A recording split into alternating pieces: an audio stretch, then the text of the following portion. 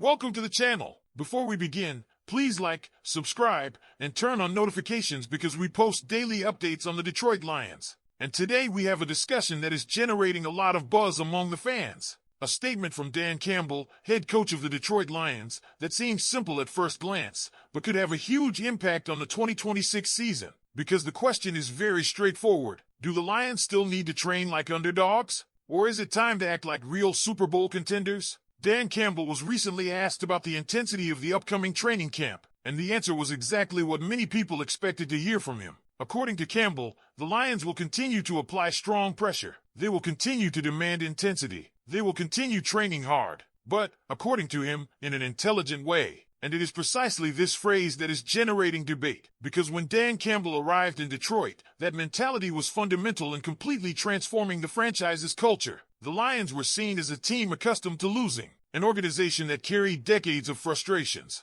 a fan base that often watched their team take the lead and still waited for the worst to happen. It was the famous same old Lions. The old Lions. The Lions, as always. And Dan Campbell changed that. It changed through a culture based on competitiveness, discipline, aggressiveness, and mental toughness. That famous identity built from day one. An identity that was even highlighted by the Hard Knocks series, when several players were impressed by the intensity of the training. At that moment, it made perfect sense. Detroit needed to change. I needed to break the patterns. I needed to build a new mindset. And it worked. Very good. Today, nobody looks at the Lions as an irrelevant franchise. Today, the Lions are respected throughout the NFL. But now we come to a different issue. The situation has changed. The cast has changed. The reality of the franchise has changed. And perhaps that's exactly why some fans are wondering if this extreme intensity is still necessary. Because the Lions of 2026 are no longer a team trying to prove they belong in the elite. They already belong.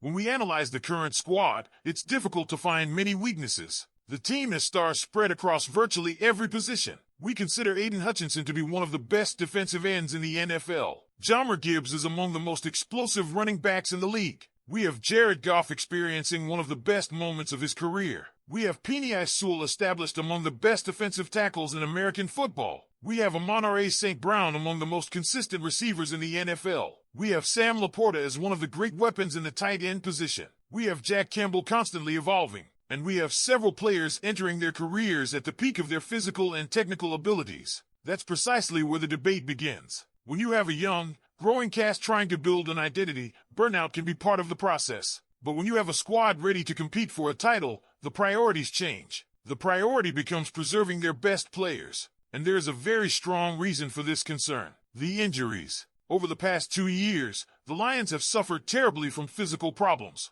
The numbers are impressive. Data from adjusted games lost, a metric used to measure the real impact of injuries during the season, has placed Detroit among the most affected teams in the NFL recently. In 2025, the Lions finished 31st in the league, being the second most affected team by injuries, while the defense was again one of the most affected in professional football. And what's most impressive is that even facing this extremely unfavorable scenario, the Lions still managed to maintain competitive campaigns. This shows two things. First, the quality of the cast. Second, how dangerous could this team be if they finally manage to have a healthy season? Because all it takes is imagining. How many times have we seen key players out of action? How many times have we seen key players leave matches? How many times did the defense have to improvise during the season? And when you look back, you realize that perhaps the biggest threat to the Lions isn't the Packers, Vikings, Eagles, or 49ers. Perhaps the biggest threat is simply the medical department. That's why some fans are questioning the need to maintain such aggressive training methods.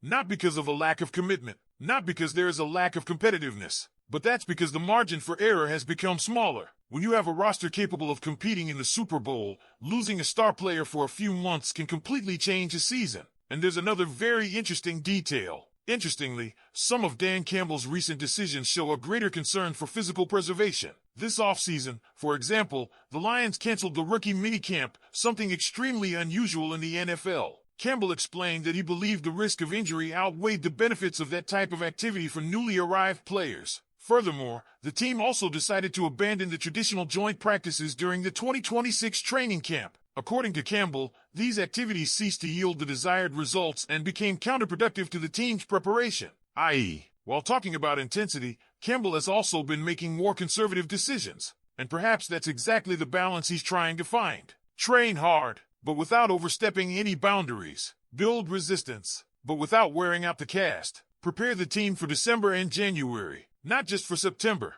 And there is one more important issue: the defense. The Lions have been trying to build an extremely physical identity on the defensive side of the ball. Man-to-man marking, constant pressure, physical contact, aggressiveness. It's a philosophy that fans love to watch, but it's also a style that comes at a price. The more physical the system, the greater the accumulated wear and tear tends to be during the season. Perhaps that's why the coaching staff is planning some defensive adjustments for 2026. Recently, information has emerged that Detroit intends to use more nickel defense formations, reducing its reliance on the extremely heavy packages used in recent years. This change can help not only tactically, but also physically, reducing wear and tear and increasing flexibility throughout the season. And while all this discussion is happening, there's some good news that many fans end up forgetting: the depth of the cast. Chuck Clark is an example of this. The veteran safety, security defender, arrived without much fanfare, but it offers experience, leadership, and stability. During spring training, he received considerable attention from the coaching staff and actively participated in the defensive rotation.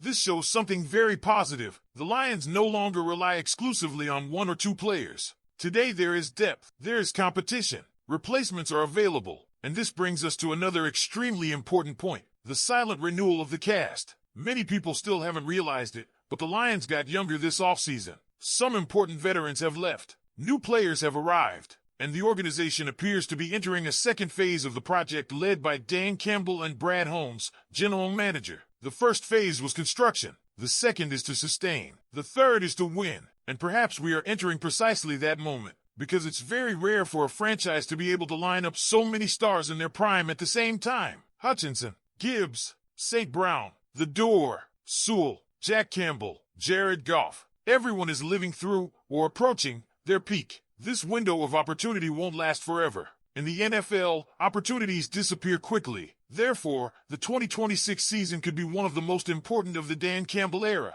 Now I want to know your opinion. Do you agree with Dan Campbell? Should the Lions continue training at maximum intensity? Or is it time to reduce physical contact and prioritize the health of the cast? Leave your opinion in the comments, because this discussion promises to divide the fans. And while we're at it, if you're enjoying the video, leave a like, subscribe to the channel, and write your opinion below. I really want to know which side you're on in this discussion, because both arguments make sense. On one side, there is the winning culture built by Campbell. On the other hand, there is the need to protect a squad that finally seems ready to compete for everything. And as we come to the end, we need to answer the main question: is this good or bad for Detroit? The answer might lie somewhere in the middle. If intensity means physical preparation, discipline, and competitiveness, then that remains a huge advantage for the Lions. But if intensity means excessive wear and tear, unnecessary contact, and an increased risk of injury, then the cost may be too high. The good news is that Dan Campbell's recent decisions show a coach who remains true to his identity, but who also seems willing to evolve. Cancel activities considered risky, reduce unnecessary situations, and adjust the way the cast is prepared. All of this indicates maturity, and perhaps that's exactly what Detroit needs right now. Don't abandon the culture that brought the franchise this far, but adapt it to the reality of a team that now has much greater ambitions, because nobody else is trying to prove that Lions are good. The entire NFL already knows this. Now the objective is different. Now the goal is to stay healthy, arrive strong in the playoffs, and finally, transform all that talent into a real Super Bowl run. Thanks for watching. If you've made it this far, leave a like, subscribe to the channel, turn on notifications, and share this video with another Lions fan. And tell me in the comments, should the Lions continue training hard, or is it time to reduce the intensity? See you in the next video.